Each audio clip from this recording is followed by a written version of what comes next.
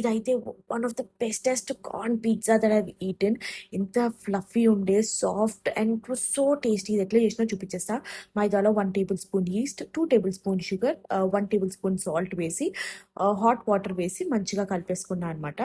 ఇప్పుడు దీన్ని బటర్ వేసి మంచిగా నీట్ చేయాలన్నమాట. నక్కల్స్ పెట్టి బాగా మంచిగా నీట్ చేయండి. Make sure the water is not hot, too hot, it should be like warm. ఆ వార్మ్ వాటర్ వేసి మంచిగా నీట్ చేసుకున్న తర్వాత ఒక సాఫ్ట్ డో చేసి ఇది ప్రూవ్ అవ్వడానికి ఒక 2 to 3 hours పెట్టేసుకోండి అనమాట. నా డో చూసినారా 3 times ఎక్కువ రైజ్ అయింది. అందులో నుండి ఎయిర్ మొత్తం తీసేసి దీన్ని మంచిగా ఒక 30 seconds అట్లా నీట్ చేసుకొని బేకింగ్ ట్రేలో వేసి దీన్ని రోల్ అవుట్ చేసుకున్నాను అనమాట. పిజ్జా రోల్ అవుట్ చేసుకొని దీని మీద నేను చేసిన పిజ్జా సాస్ అయితే రాసేసాను అనమాట. నేను థిన్ క్రస్ట్ చేస్తున్నా, అందుకోసమే చాలా పల్చగా రోల్ అవుట్ చేసుకున్నా.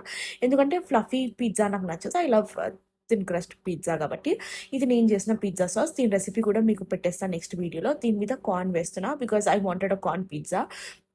కార్న్ వేసిన తర్వాత నేను దిస్ ఇస్ చెడార్ అండ్ మాజరెల్లా చీజ్ అనమాట.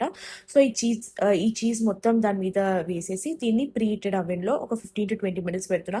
This was so good. అంటే అసలు అవెన్ స్టోరీ పిజ్జా అట్లా దొరికేది వేస్ట్ తెలుసా. ఇది ట్రై చేసి చెప్పండి. It was really good.